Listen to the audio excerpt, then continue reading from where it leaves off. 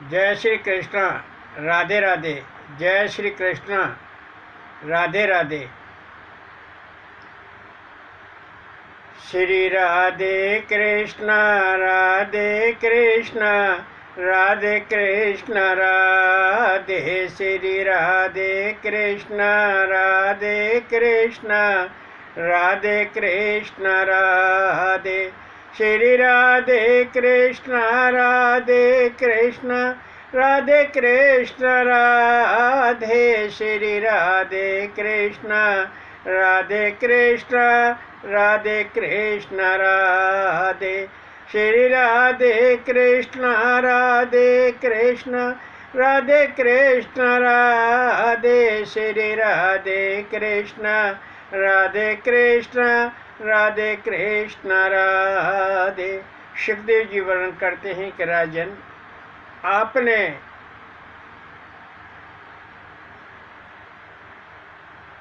पिछले कथा प्रसंग में श्रवण किया कि मुरासुर भौमासुर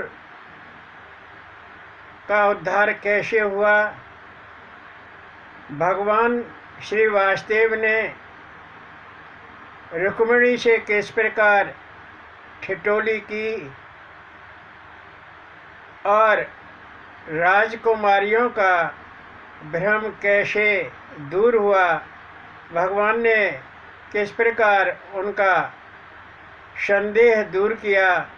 उन्हें बड़ा गर्व था कि भगवान तो मेरे साथ थे। दूसरी कहती कि भगवान उस समय मेरे पास थे। भगवान श्री वासुदेव तो एकमात्र अकेले ही हैं, लेकिन जीव को प्रसन्न करने के लिए, जीव को आह्लाद करने के लिए वो नाना रूप धारण कर लेते हैं। वह किसी के साथ चौसर खेलते हैं तो किसी के साथ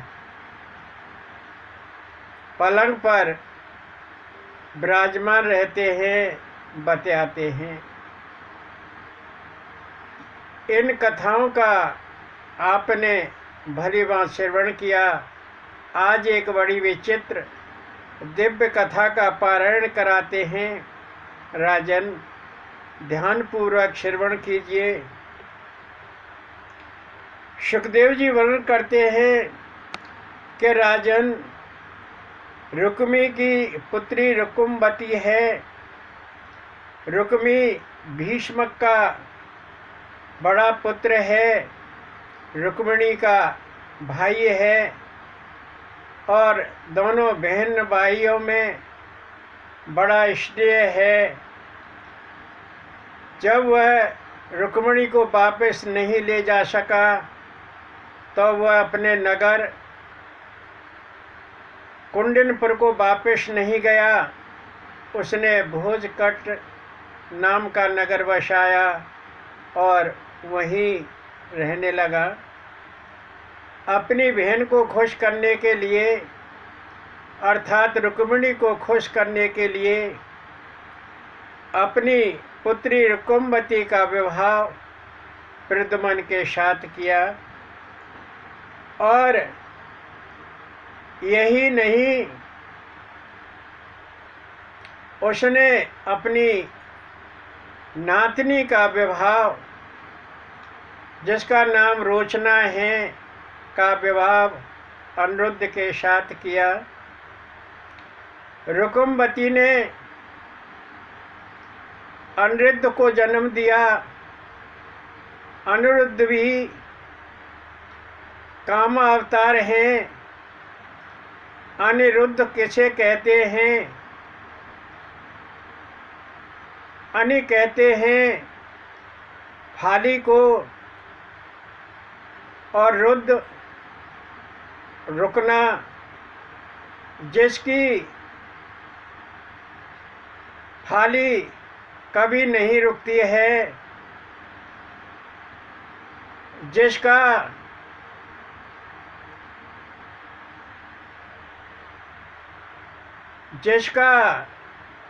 प्रजा हितकारी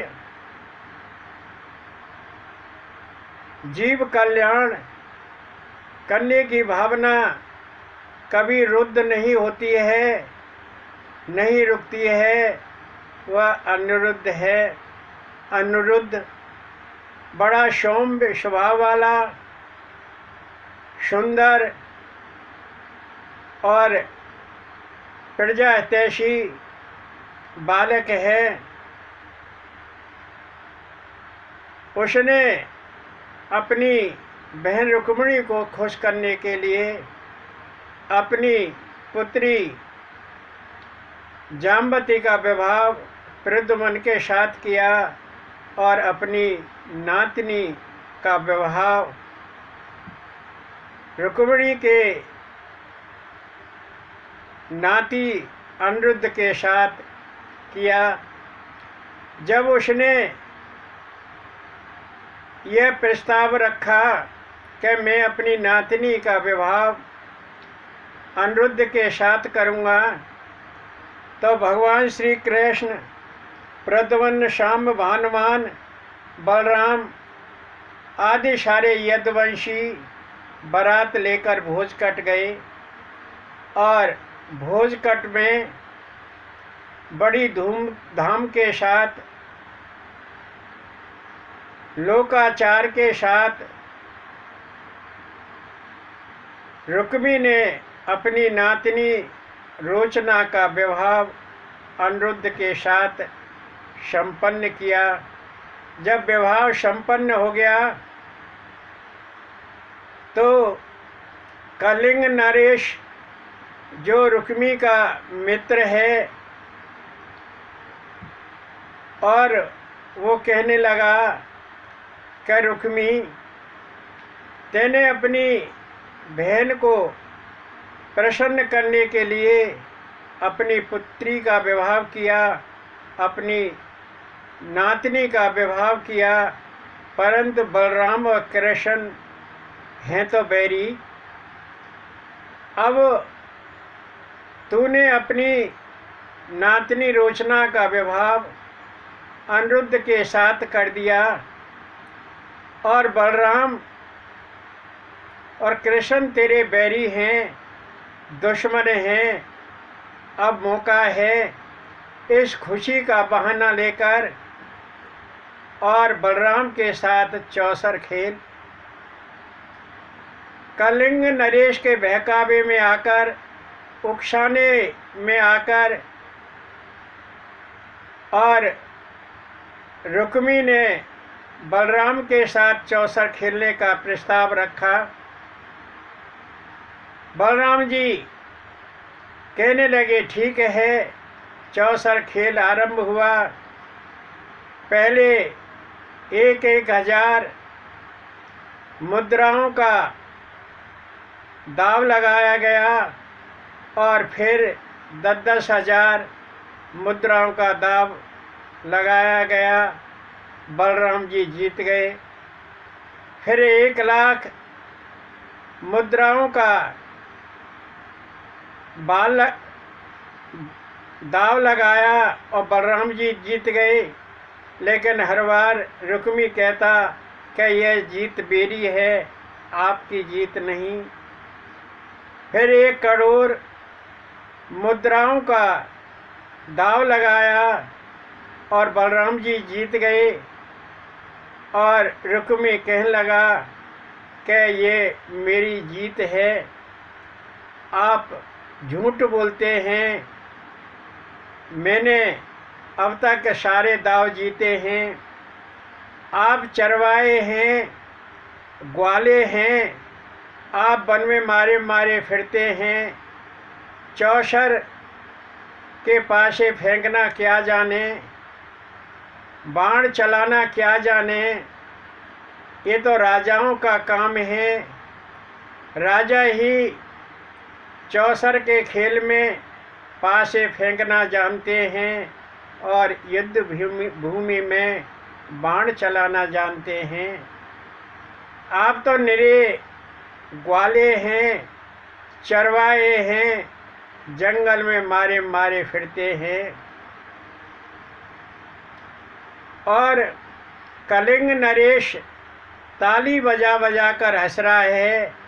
वाह रुक्मी, तेने खूब दाव जीता। आकाशवाणी हुई।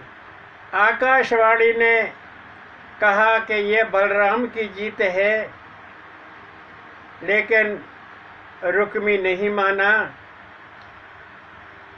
और जब बात ज़्यादा बढ़ गई, उसने कहा कि तुम ग्वाले हो, गाय चराने वाले हो, तुम जंगली क्या जाने, पाशे फेंकना। बलराम जी ने अपना मूसल उठाया और एक जमा कर घूंसा उसके सिर में मारा। रुक्मी का सिर फट गया, वह यमलोक पहुंच गया।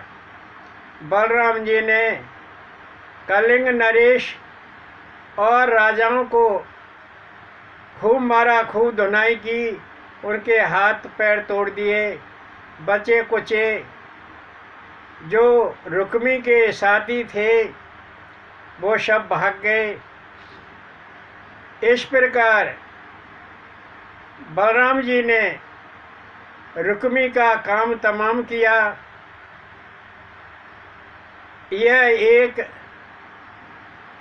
झूठ, असत्य का नाश किस प्रकार होता है, यह बलराम जी ने साक्षात सबके सामने दिखा दिया। और यदुवंशी भगवान श्री कृष्ण, बलराम, भानुमान, शाम, प्रद्युम्न और अनिरुद्ध रोचना दुल्हन को लेकर द्वारका के लिए चल दिए। और पीछे पीछे बारात के सबसे पीछे बलराम जी और आगे भगवान श्री कृष्ण चल रहे थे। और द्वारकापुरी में बड़ी प्रसन्नता हुई। सभी द्वारकावासी बड़े प्रसन्न हुए अनिरुद्ध के विवाह से। सुखदेव जी वर्णन करते हैं कि राजन,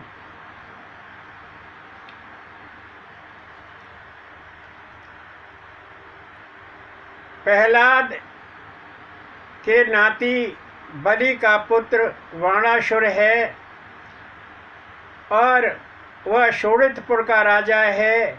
उसके 1000 हाथ हैं, शिव का भक्त है।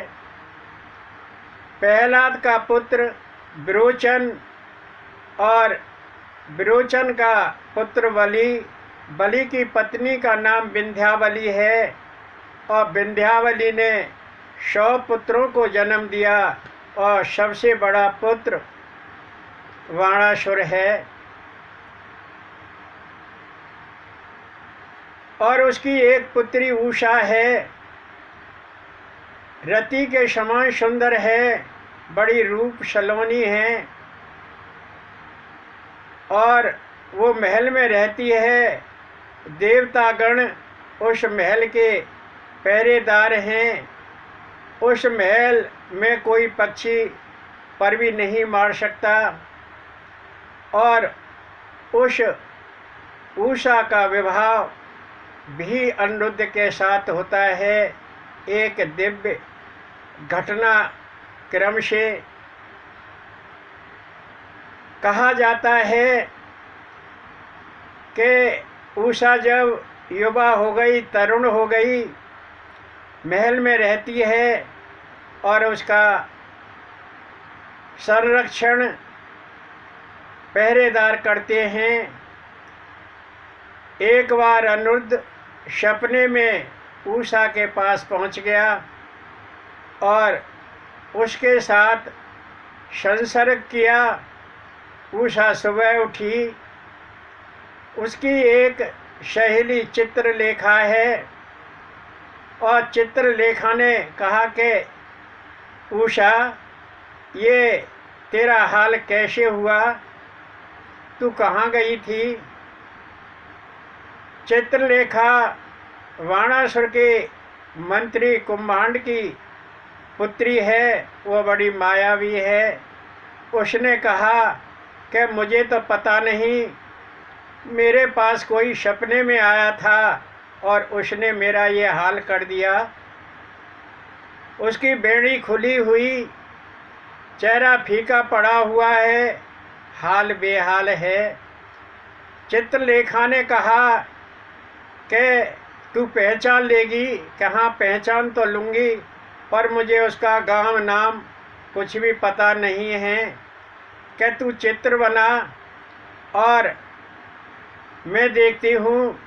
उषा ने चित्र बनाना आरंभ किया। ब्रह्मा विष्णु महेश नारद शिव सबके चित्र बनाती गई। भगवान श्री कृष्ण का चित्र बनाया। कहने लगी कि कुछ ऐसा ही है। फिर प्रद्युम्न का चित्र बनाया कि हाँ कुछ ऐसा ही लगता है, परंतु ये नहीं है। फिर उसने अनिरुद्ध का चित्र बनाया। कहने लगी कि ये कि हाँ चित्रा यही है जो रात सपने में मेरे पास आया था। और चित्रलेखा कहने लगी कोई बात नहीं, मैं उसको लाऊंगी। और चित्रलेखा द्वारकापुरी पहुंची। रात्रि का समय था, पहरेदार लगे हुए थे, सब सो रहे थे। और बड़ा अपना सूक्ष्म रूप बनाकर दरवाजे के और फर्श के नीचे से दोनों के बीच से निकलकर कमरे में प्रवेश किया। उस समय अनिरुद्ध और रोचना दोनों शयन कर रहे थे। अनिरुद्ध का बड़ा सूक्ष्म रूप बनाया और वह अनिरुद्ध को शोणितपुर ले आई, उषा के महल में ले आई। और उषा बड़ी प्रसन्न हुई। उषा बड़ी सुंदर अनुपम रूप सलोनी रति समान बाला है। अनिरुद्ध उसके साथ संसर्ग का लाभ लेने लगा और द्वारकापुरी का सब कुछ भूल गया। 4.5 महीने हो गए। कृष्ण और बलराम सारे यदुवंशी अनिरुद्ध को ढूंढने लगे। अनिरुद्ध कहीं नहीं मिला। और बाणासुर के पहरेदारों ने देखा कि ये तो गर्भवती हो गई उषा। उसने बाणासुर को बताया और बाणासुर बड़े गुस्से में आया। अनिरुद्ध के साथ युद्ध हुआ। अनिरुद्ध ने भी अपना पर्ग लेकर बाणासुर के साथ युद्ध किया। बाणासुर ने उसे नागपाश में बांध दिया। और यह दृश्य देवर्षि नारद जी देख लेते हैं और द्वारकापुरी में जाकर भगवान कृष्ण को बताते हैं कि सब कुछ ठीक ठाक तो है न? कि हाँ ठीक है। हमारा अनिरुद्ध कहाँ चला गया? 4.5 महीने हो गए। देवर्षि नारद जी ने कहा कि पहले वो प्रेम पाश में बंधा पड़ा था, अब वह नागपाश में बंधा पड़ा है। शोणितपुर में है, बाणासुर के महल में। और सारे यदुवंशी कृष्ण बलराम सेना लेकर शोणितपुर पर चढ़ाई कर दी। और भगवान कृष्ण और शिव का युद्ध हुआ। सभी लोग हाहाकार कर रहे कि दो भगवान लड़ रहे हैं और महाप्रलय हो जाएगा। भगवान श्री कृष्ण ने शिव जी के जम्बाण नाम का बाण मारा और वो जमाई लेकर एक तरफ हो गए। फिर बाणासुर के साथ युद्ध हुआ। बाणासुर के 996 हाथ कट गए। उधर शिव जी को होश आया। उन्होंने कहा कि प्रभु आप क्या कर रहे हैं? आपने तो इस कुल को जीवन दान दिया है कि मैं इस कुल का सर्वनाश नहीं करूँगा। आप इसको जान से मारे देते हैं। भगवान कृष्ण ने उसको जीवन दान दिया और अपनी पुत्री का विवाह, अपनी पुत्री उषा का विवाह अनिरुद्ध के साथ किया और खूब दान दहेज दिया। और सारे यदुवंशी उषा को लेकर द्वारका आए और उसी उषा का पुत्र वज्रनाभ हुआ। जब यदुवंश का विनाश हो गया, भगवान श्री कृष्ण अपने परम धाम चले गए। एकमात्र वज्रनाभ बचा और धर्मराज युधिष्ठिर ने वज्र नाम का राज्य अभिषेक किया और उसको मथुरा का राजा बनाया। सुखदेव जी वर्णन करते हैं कि यह यदुवंश का अंतिम वंशधर था। यह उषा का पुत्र वज्र था। सुखदेव जी वर्णन करते हैं कि राजन, एक बार यदुबालक पिंडारक क्षेत्र में खेल रहे थे। उन्हें प्यास लगी और वो एक कुएं के पास पहुँचे। उस कुएं में झांक के देखा तो एक बड़ा विशाल गिरगिट पड़ा हुआ है। वह गिरगिट बोला कि मुझे बाहर निकालो। यदुबालकों ने शाम भानवान गद आदि सब ने उसको खींचने की कोशिश की, लेकिन उसको बाहर नहीं निकाल सके। वो वापस आए और भगवान श्री कृष्ण को सारी बात ज्यों की त्यों बताई। भगवान श्री कृष्ण गए और कुआं की मठ पर बैठ गए।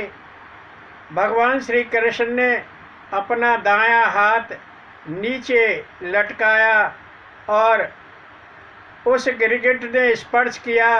वो एकदम कुएं से बाहर आ गया, अपने मूल रूप में आ गया। भगवान श्री कृष्ण ने पूछा कि भाई तू कौन है और तुझे ये गिरगिट योनि क्यों मिली? उस दिव्य पुरुष ने कहा कि मैं श्राद्ध मनु का पुत्र हूँ। मेरी माता का नाम श्रद्धा है। हम 10 भाई थे। इच्छाक सबसे बड़ा और उससे छोटा मैं निरग हूँ। मैं सूर्यवंशी हूँ और प्रभु मैं गायों का दान करता था और मेरे से कोई गलती नहीं हुई। मेरा ये रोजाना का दान था। एक दिन रात का समय था। एक ब्राह्मण की गाय मेरी गायों में मिल गई और मैंने सुबह जब गायों का दान किया तो वह गाय भी मैंने एक ब्राह्मण को दान में दे दी। पहले वाला ब्राह्मण आया कि ये गाय मेरी है और दान लेने वाला कहने लगा यह गाय मेरी है। दोनों में खूब बहस हुई। मैंने कहा कि आप लाख रुपए ले लो, लेकिन इस गाय पर अधिकार छोड़ दो। किसी ने मेरी बात नहीं मानी और उन ब्राह्मणों ने मुझे शाप दे दिया कि तू गिरगिट बन जा। और जब मुझे शाप दिया तो मैं यमराज के पास पहुंचा, धर्मराज के पास पहुंचा। यमराज ने कहा कि हे निरग राजा, तुम पहले पुण्य भोगना चाहते हो या फल भोगना चाहते हो? मैंने कहा कि पहले इस सांप का फल भोग लूं। मैंने कहा कि मैं पहले फल भोगना चाहता हूं। तो धर्मराज ने कहा ठीक है। मैं गिरगिट बन गया और मैं गिरगिट बन गया और तब से इस कुएं में पड़ा हुआ हूँ।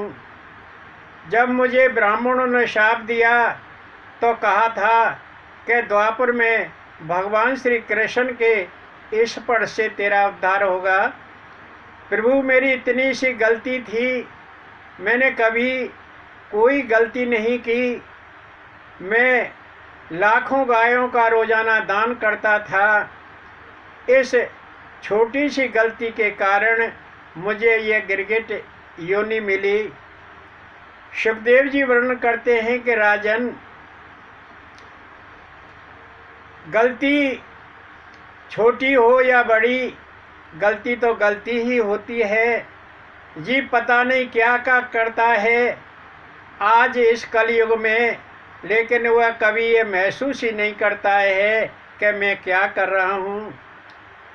वह अपने मूल रूप में आया, गिरगिट से वह राजा नृग बना और भगवान की स्तुति करने लगा। किस तरह से? मेरा कोई न सहारा बिन तेरे, गुरुदेव संवरिया मेरे। मेरा कोई न सहारा बिन तेरे, गुरुदेव संवरिया मेरे। मेरा कोई न सहारा बिन तेरे, गुरुदेव संवरिया मेरे। जय श्री कृष्ण। राधे राधे। जय श्री कृष्ण।